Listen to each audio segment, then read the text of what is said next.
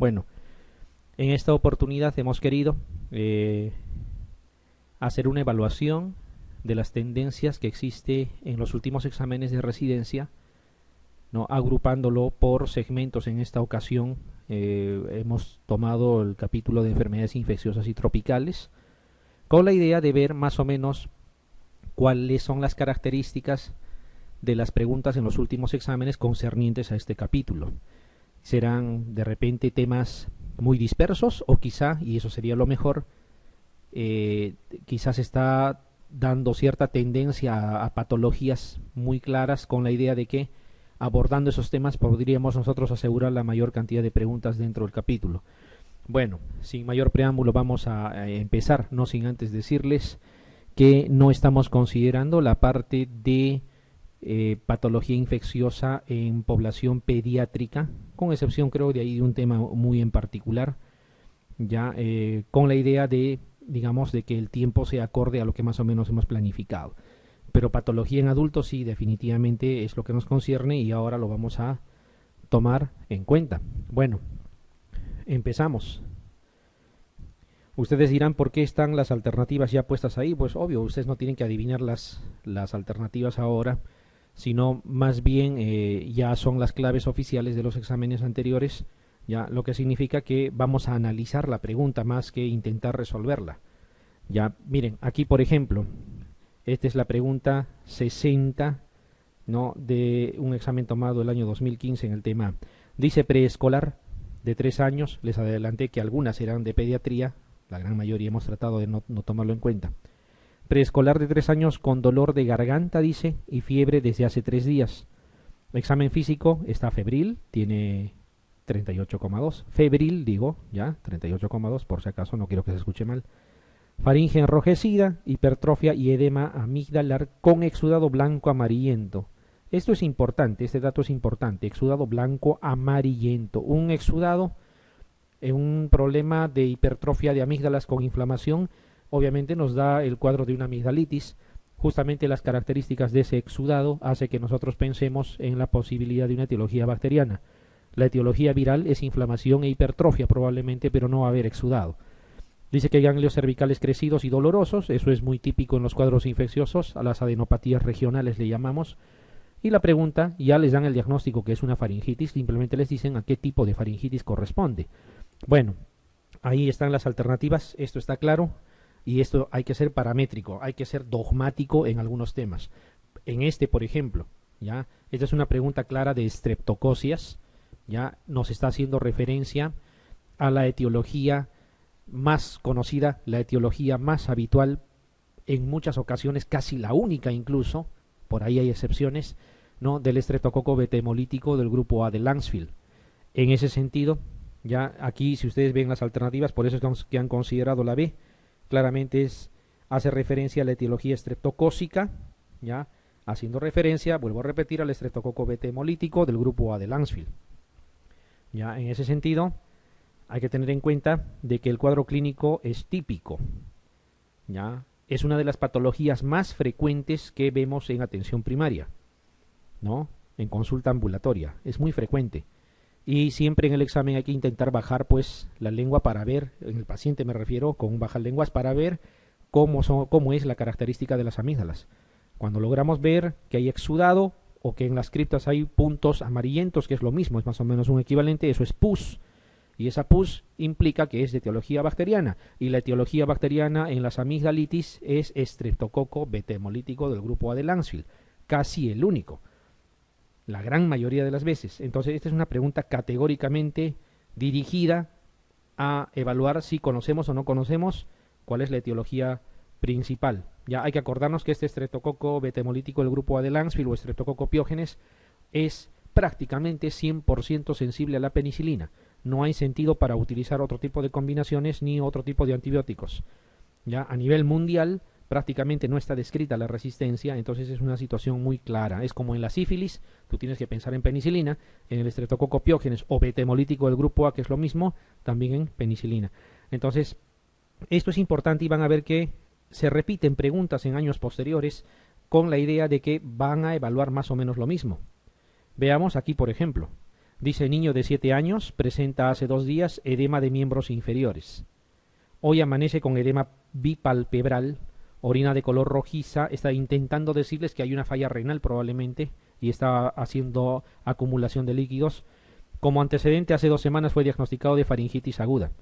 Listo, aquí tenemos que hacer la relación que ustedes conocen, ¿no? Que hay un cuadro que se llama una glomerulonefritis postinfecciosa, más claramente postestreptocócica. Digo postinfecciosa porque el estreptococo no es el único que lo puede ocasionar, ¿ya? Hay, entre otras patologías infecciosas, hay varias, en realidad, hasta la malaria lo puede ocasionar en algún momento, ¿ya? Para que tengan una idea. Sin embargo, lo más habitual también es la faringitis por estreptococo beta hemolítico del grupo A de Lancefield. Entonces, cuando nosotros analizamos esta pregunta, esto fue un año antes del anterior, ya notamos que nos insinúan de que debemos de conocer ese tipo de patología, ¿no? Entonces, la faringitis aguda, ¿no? Y bien claro dice, 2 semanas después se presenta el otro cuadro. Eso es importante para asumirlo como postestreptocócica, porque cuando coexiste el cuadro de faringitis con hematuria o con cuadro renal, eso no es postestreptocócica, eso vendría a ser más bien un cuadro de enfermedad de Berger o nefropatía por inmunoglobulina A, que es lo mismo, ¿ya? Esa es la manera de darse cuenta, coexiste en la enfermedad de Berger o nefropatía por IgA, que es lo mismo, y en el caso de la estreptocócica es después de la infección estreptocócica, que puede ser infección de piel o puede ser infección faríngea, pero se presenta después, así como bien claro lo está mencionando aquí, lo menciona como antecedente. Por lo tanto, cuando es el diagnóstico más probable, obviamente es una glomerulonefritis postinfecciosa, y fíjense que la nefropatía por IgA estaba ahí. Si decían que coincidía, y más aún si era repetición, la faringitis con el cuadro renal, obviamente tendrían que optar por la alternativa B. En este caso está clarito, es la alternativa A. Nuevamente el estreptococo beta hemolítico del grupo A. Entonces yo en 2 exámenes yo ya analizo de que me preguntan por ese estreptococo, seguramente es importante para ellos, ¿no? Aparte de esta otra complicación, hay una que es mucho más grave y ya no la vemos muy frecuente, ¿no? Antes era, vamos a decir, relativamente frecuente, pero con el tiempo esto ha ido disminuyendo, tanto así que hoy en día casi ya no se ve, ¿no? Esas 2 complicaciones, esta glomerulonefritis sí, relativamente de vez en cuando, ¿ya? Pero la fiebre reumática, que es mucho más grave, ¿no? Y que tiene alteraciones a nivel de miocardio incluso, con patología valvular y otras cosas más, que dejan secuela, ¿ya? Y que empobrece el pronóstico de la persona, eso ya no se ve casi. Sin embargo, hay que acordarse que sí existe esa posibilidad, por eso que las faringitis estreptocócicas deben de ser adecuadamente tratadas y manejadas para evitar ese tipo de situación.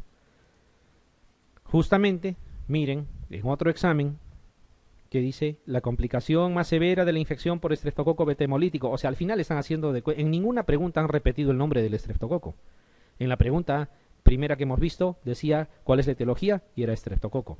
En la segunda pregunta te decía que tenía un cuadro faringio, ¿no? Y tú asumías que era estreptococo porque ya habías leído el tema, se supone. Y ahora sí te está diciendo bien claro el estreptococo beta hemolítico. En las 3 preguntas habla de lo mismo, ¿no? Y si sabemos una complicación, estamos en la obligación de saber o recordar también la otra. Estas preguntas están fáciles, pero quiero que vean la intención de pregunta. Fiebre reumática aquí. Entonces, ¿qué les podrían preguntar en futuros exámenes? Probablemente. Quizá el tiempo de tratamiento de una faringitis. Quizá el medicamento de elección para la faringitis estreptocócica. Quizá cómo diferenciar una viral de una etiología bacteriana. Quizá de repente cuál es el esquema de tratamiento de una fiebre reumática aguda. O cosas por el estilo. O de la glomerulonefritis postestreptocócica.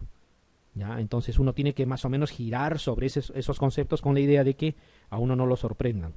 Bueno, sigamos. Esto sigue hablando de estreptococos, pero obviamente no nos vamos a restringir al beta hemolítico del grupo A. Otro estreptococo importante es el Streptococcus pneumoniae. El Streptococcus pneumoniae ya produce problemas un poco más serios.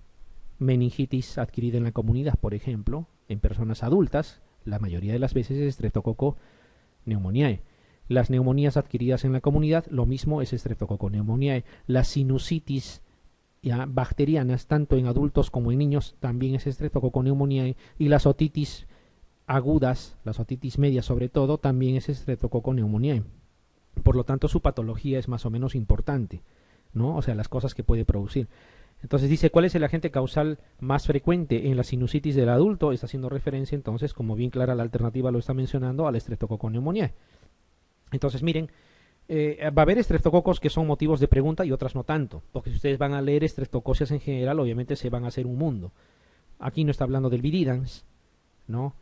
La galactia es otro importante, pero tiene que ver mucho con patología en neonatos y en gestantes, tanto así que está relacionada a la sepsis neonatal de inicio precoz, pero no lo vamos a comentar hoy día porque, como hemos dicho, la patología pediátrica lo hemos como que reservado para otro momento. ¿Ya? Esto es importante, entonces, no solamente en el adulto, les podrían preguntar, y ya hemos visto varias veces que modifican algo nada más en la pregunta, podrían decirles en preescolares, podrían decirles en niños o en adolescentes, igual la misma alternativa tendría que ser. Bien, esto es otra situación, ya, si bien es cierto, no hay mucha pregunta al respecto, sin embargo, por la importancia y por lo que nos puede brindar como orientación para futuros exámenes, es importante tomarlo en cuenta. Miren, dice, ¿cuál es la articulación más afectada en la artritis infecciosa?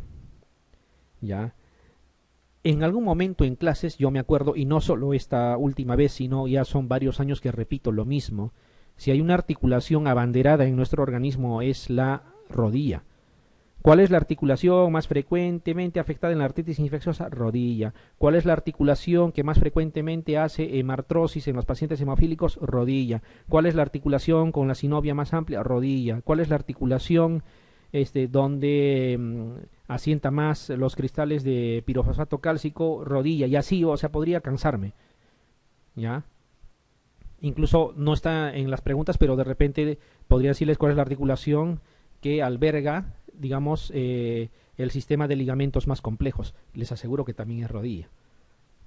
Ya, o sea, por algún motivo tiene tantas características que incluso alguna vez yo me acuerdo haber comentado también. Si les preguntan por alguna articulación y ustedes no se acuerdan, marquen rodilla.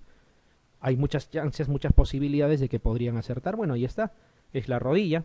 Entonces, si uno mira esta pregunta, ya, era de esperar, porque un examen anterior nada más habían preguntado sobre casi lo mismo.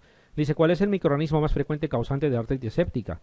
Obviamente sabemos que es Staphylococcus aureus, como bien la clave la dieron.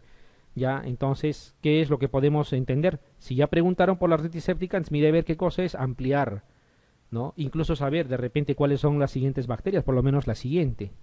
De repente acordarme, ya que habla de artritis séptica, ¿dónde se ubican las artritis sépticas con más frecuencia?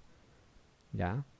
Podrían de repente, miren, me imagino, a pesar de que la rodilla es lo más frecuente, y si les dijeran en adictos a drogas por vía parenteral cuáles son las articulaciones más complicadas o más comprometidas en las artritis sépticas, cambia la cosa. En ellos hacen artritis séptica en articulaciones poco comunes al resto de la población general. Sínfisis del pubis, por ejemplo. Acromio clavicular, por ejemplo. ¿Ya? Entonces, esos detalles hay que abarcar. Otra pregunta podría ser cuál es la terapia empírica para la artritis séptica, considerando obviamente el agente etiológico más frecuente.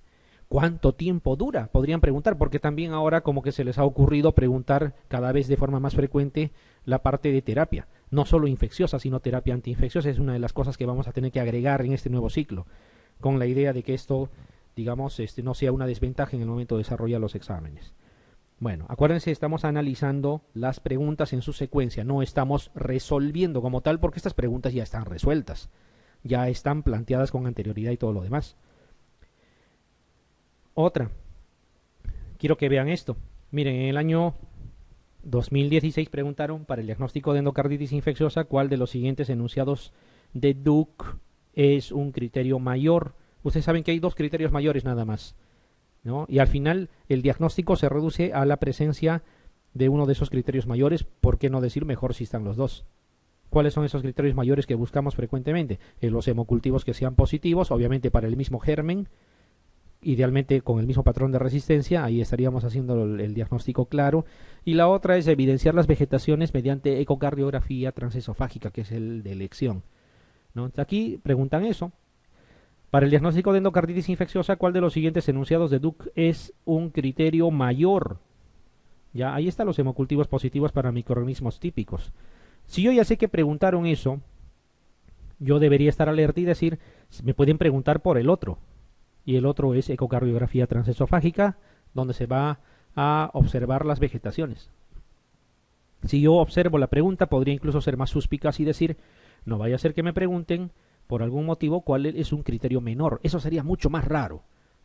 ¿Ya? Pero igual, si soy precavido y soy prudente y tengo bastante tiempo todavía para el otro examen, podría empezar a hacer mi resumen. Y quizá podría también intentar recordar todos los criterios menores también. Por ahí de repente hay sensibilidad, especificidad para cada criterio. Eso ya depende de cada uno, qué interés le pueda poner.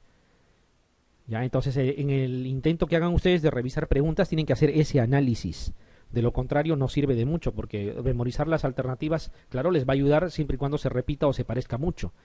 Pero por ahí, si hacen algún cambio o toman el tema como base, pero cambian la pregunta, obviamente no les va a aportar demasiado.